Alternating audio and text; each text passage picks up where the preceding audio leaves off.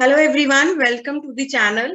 Today we are here to celebrate the birth anniversary of Swami Vivekananda, the one who represented India for the first time on the international platform at Chicago in 1893.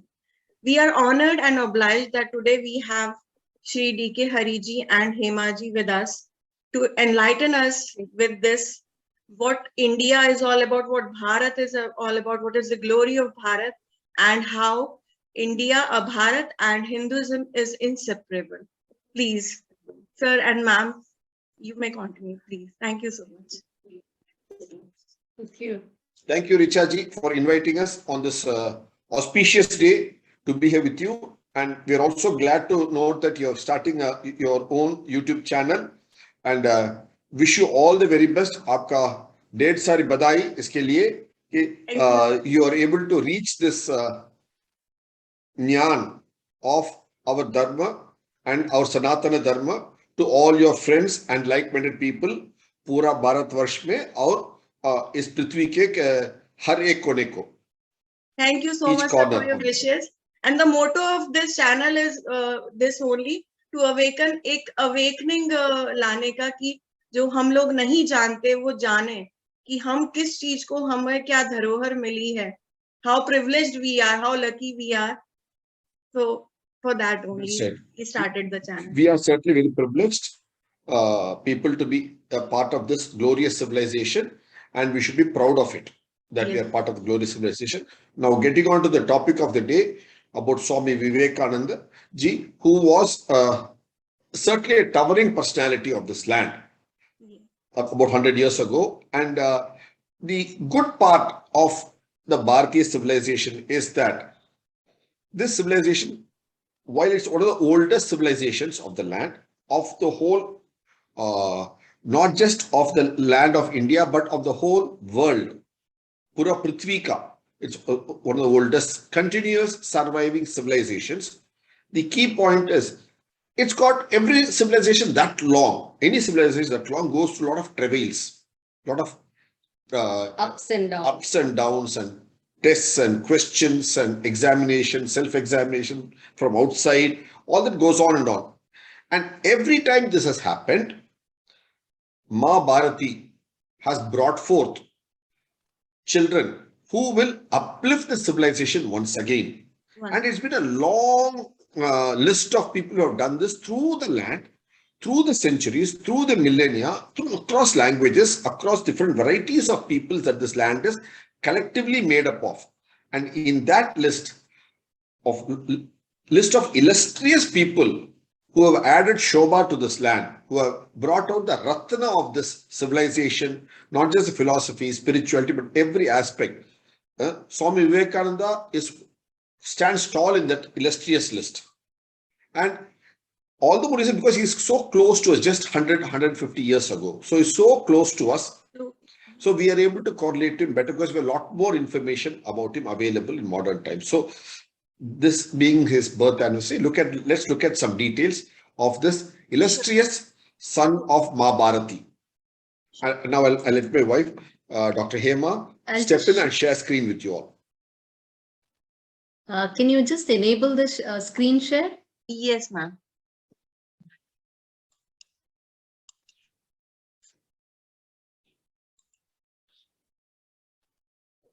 Is it done? Yes. See, we'll just show you a couple of articles that we have written about Swami Vivekananda, which is there on our blog for everybody to read. Bharat Gyan blog. It's very easy to reach the blog. You just go to our website and here is this icon. If you click on that, you can come to our blog and you can search on many topics and you'll find something there. You search on Swami Vivekananda and you'll find many articles.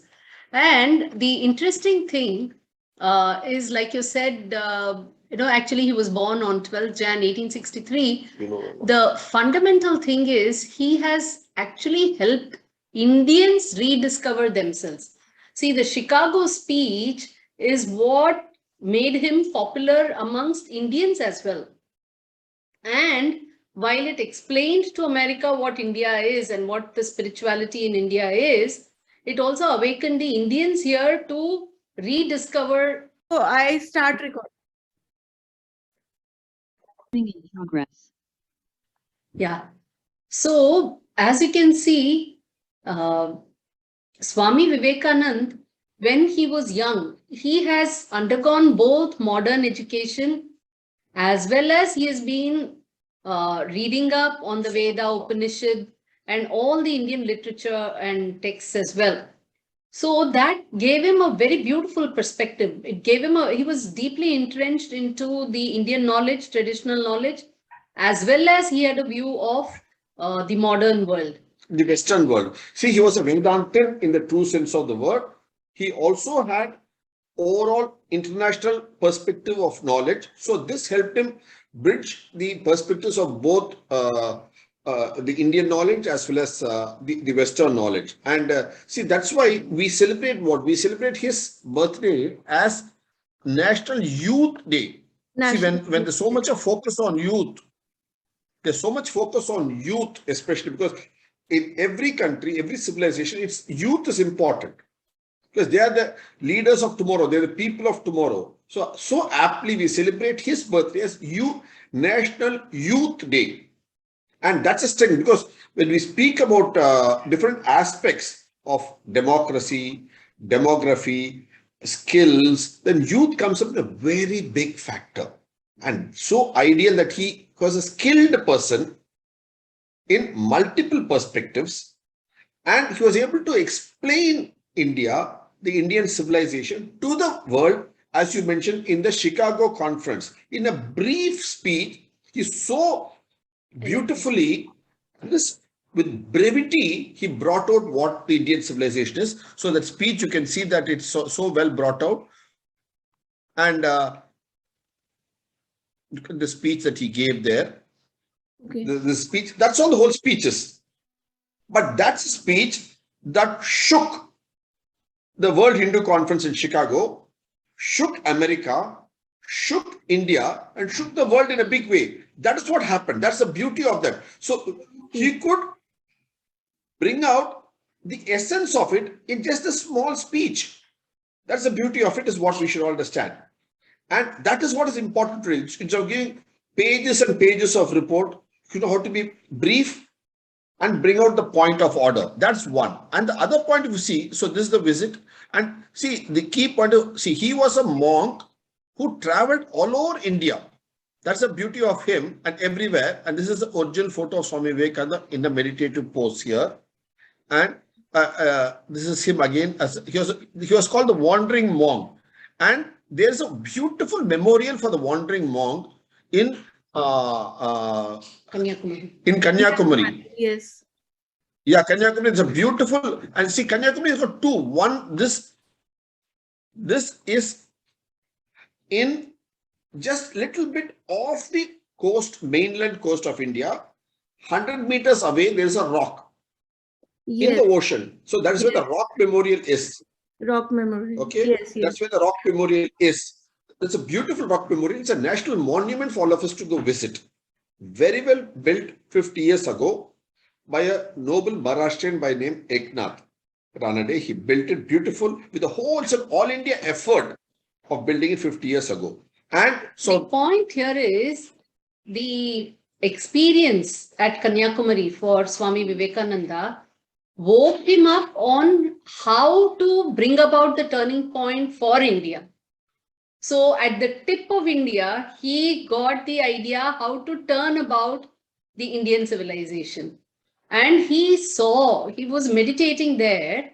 And see, we have heard so many stories of various sons who have meditated on various divinities, right? Yes. Now, here is a person who considered Bharat Mata as the divinity. And he meditated on Bharat Mata. And it's, there are so many beautiful things that this talk about Vivekananda brings us. One is that he has urged all of us to understand about our Indian civilization, know our India. At the same time, he has also shown how you have to contemporize it so that people can understand it in modern times with relevance. And which is why we actually wrote this book, Knowing New India, also for the youth of today. So what is this new India today all about, and how they can understand it? That is one aspect. The other aspect is, like I said, about the divinity Bharat Mata. So the India itself is like a divinity that Swami Vivekananda saw sitting in Kanyakumari. And within this divinity, so we have also written another book called Bharat Mata. And under her, this series, we have many Pradesh Matas also. I'll just show you where they are so that all your viewers can go and relish and have a similar experience like Sure, ma'am. Swami It will be Vivekananda. really wonderful. Means we want to. So sitting at this tip, he could see this entire divinity, and within her, all these various other matas. Every region in India has celebrated its own local flavor and divinity of that particular region. And they've given her beautiful names. Each one has got a very unique name. And For example, for the nation, you have Bharat. See, look at this. For the earth, you have Bhudevi. Okay. Bhudevi. And for the nation, you have Bharat Mata. Okay.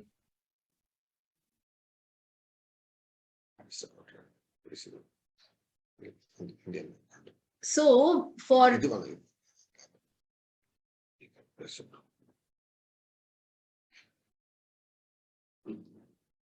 So, for the nation, you have Bharat Mata. And within this Bharat Mata, her siblings are different regional Mata. Okay. The different regional Mata are her siblings. Like, for example, if you, since the meditation that Swami Vivekananda did was in Kanyakumari, where the regional Mata of the region of Tamil Nadu is known as Tamil Thai. So we have written a separate book on her that's available. Similarly, if you go a little up north, is the Telugu land of today Telangana and Andhra Pradesh jointly, two states put together. So they have a divinity called Telugu Talli. If you go to Odisha, you got Utkala Janani. If you go to Bengal, it is Bango Mata. If you go to Manipur, it is Manipuri Imma. If you go to Assam, it's Assam Ai. If you go to Kannada, it's Kannada Ambe. If you go to Maharashtra, it's Marathi Ai. If you go to Gujarat, it's called Gujarati Ba. If you go to Kashmir, it's called Kashmira Puravasini. So like that, all these regional matas collectively add up to Bharat Mata. Similarly, what regional matas in different parts of the world who all collectively add up to the concept of Bhuma Devi. Bhuma Devi, the earth. And there could be many earths in this universe. All of them put together add up to the Lokamata, the Shakti of the universal Shakti. And while the Guru of Swami Vivekananda, Ramakrishna Parahamsa, he prayed to Ma Kali. Ma Kali, yes. Ma Kali. Swami Vivekananda, his disciple, prayed to Bharat Mata, a component of that. Look at that, the connectivity so beautifully from one to the other adds up. And there is, as I was saying, while he got the vision of Bharat Mata rising up once again from the rock memorial. Today, what you have the rock memorial, then we had only the rock, the barren rock where he sat and did his meditation for 3 days. 3 days, 3 nights. After he swam back to the mainland. That is where today they have built a beautiful museum of terracotta figures. It's called the Wandering Monk Museum. It's in Kanyakumari. So those who visit Kanyakumari, it's a must to visit the museum. It's got about 40-50 panels, each 1 meter by 1 meter size. Very nice panels of Swami Vivekananda. It's worth visiting and seeing the museum there. So it speaks of different aspects of his life. And in Swami Vivekananda's life, there are 3 aspects that he recognized and realized when he did meditation for 3 days and 3 nights at the rock in Kanyakumari. We'll show that first and then come to the next point. That's what she was getting down to, the 3 points. So that's why it's called the Wandering Monk. The museum itself is called Wandering Monk. Now the 3 items that Swami Vivekananda got his jnana, this is what Dr. Hema will explain to you. So he realized that there were 3 aspects, 3 problems that were afflicting the civilization of India, and which was preventing them from realizing first understanding their potential and realizing and putting it to use. One was indulgence, self-indulgence.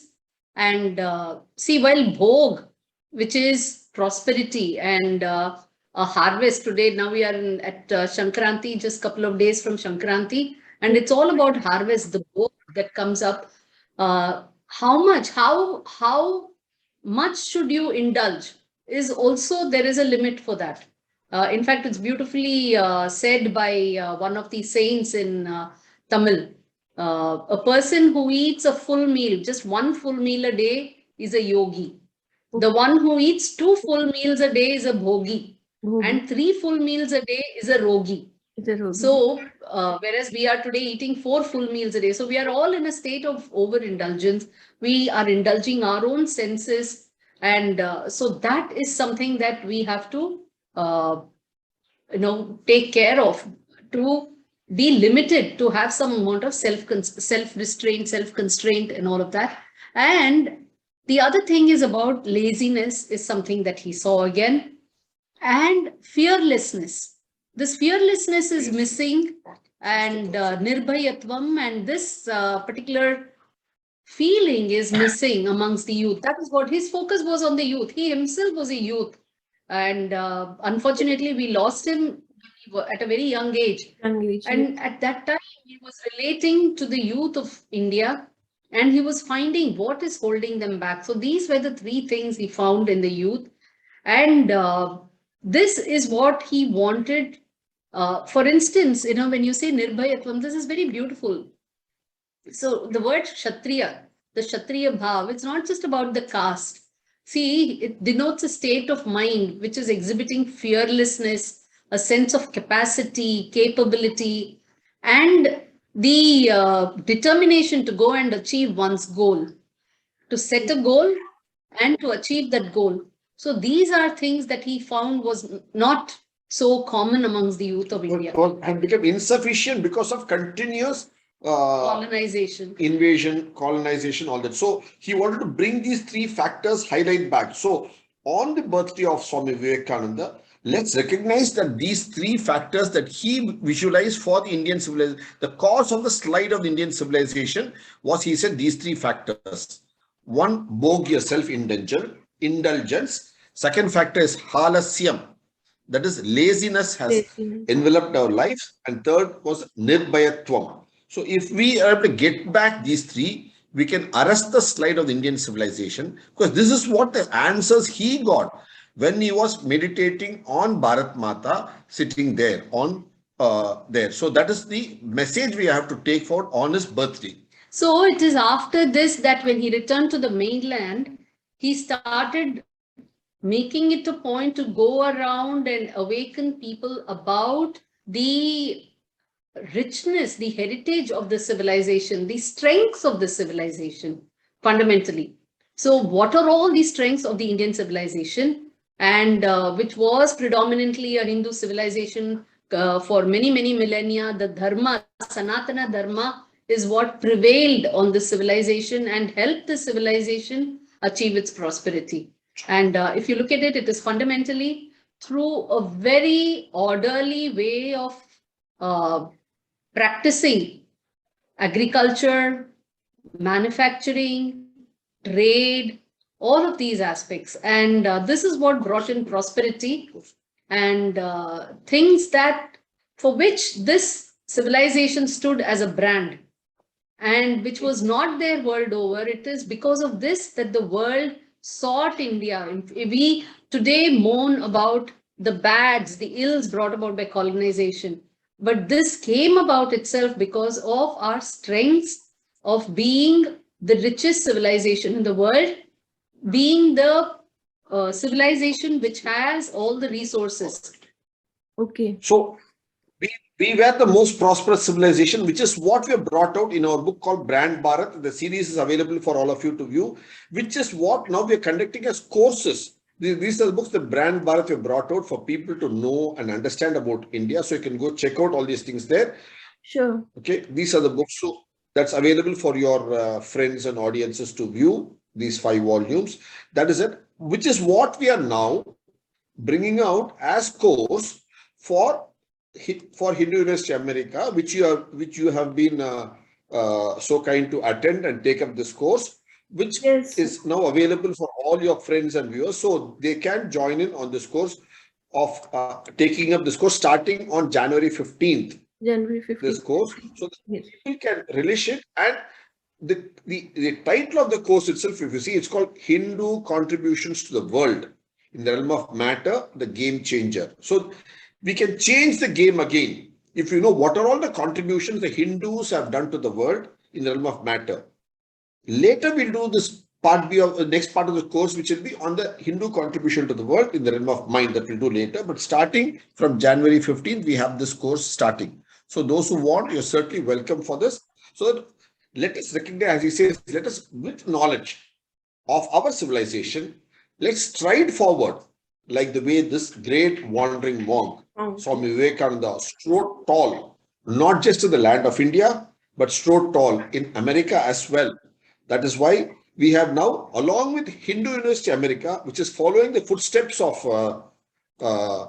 Swami Vivekananda, is boldly taken up this effort, and we're doing this to understand India without laziness, with nirbhayatva, and with Develop our confidence as well as dare. Dare. So this is what Swami Vivekananda wanted. He wanted the youth to be confident. Yes. Confident about their civilization, confident about their ethos, the Sanatana dharma, which made this civilization a very flourishing civilization, and therefore be confident about the ways that the civilization had put to use. So that once you have that confidence, that is when you will have the dare to start emulating once again. So Vivekananda actually urges all the youth to put in their energies in such a manner that India can become a leader once again. And to do that, they have to start daring to be an Indian once again, they should dare to follow this ethos of the civilization, the ways of the civilization, how well we had practiced sustainable agriculture, sustainable industry, sustainable trade, and sustain the society with dharma. So all of this, we need to develop confidence as well as dare. That is when this dream of Swami Vivekananda will come true. And the vision that he got of Bharat Mata rising up again when he was there on around Christmas of 1882 from the base of India, seeing the whole of Bharat Mata rise back. And that's what we're seeing now happening once again. Yes. Look at the name.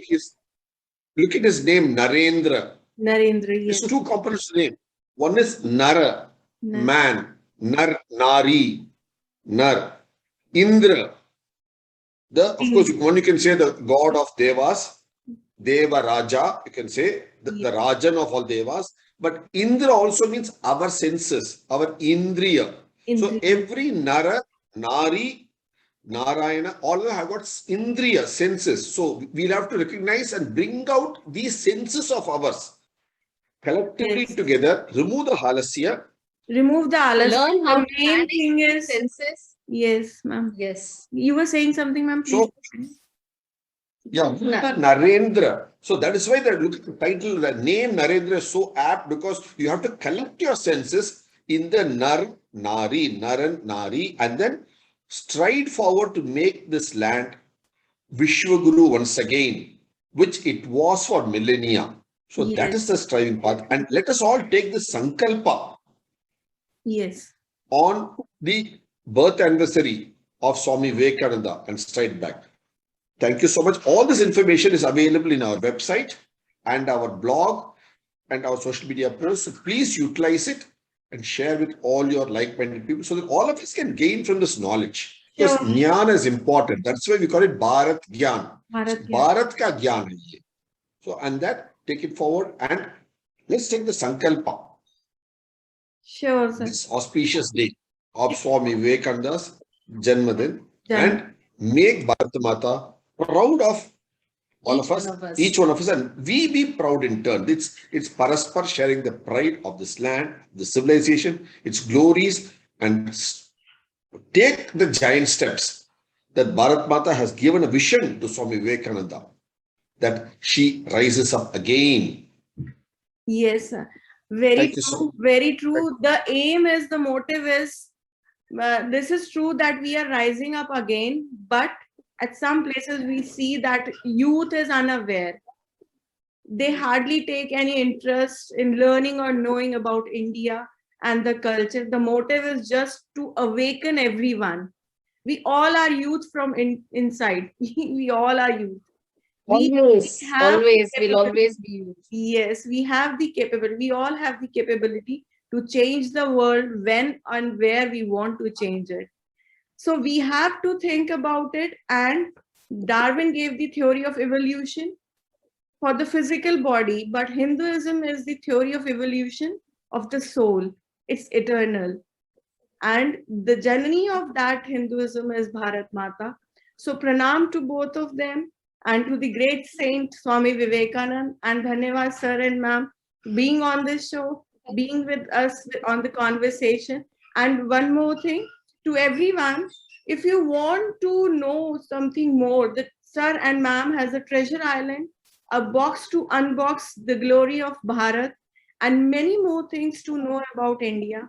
We are really very lucky to have you people, those who are working so hard to awaken the public, to awaken the youth, and all the human beings to know what they are born to do. It's really wonderful. It's really wonderful. And thank you once again.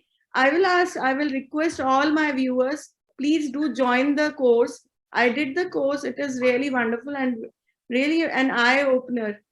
We just say that we are proud Indians, but we don't have the facts to let them know others also. But when you will join the course, you will know the facts as well.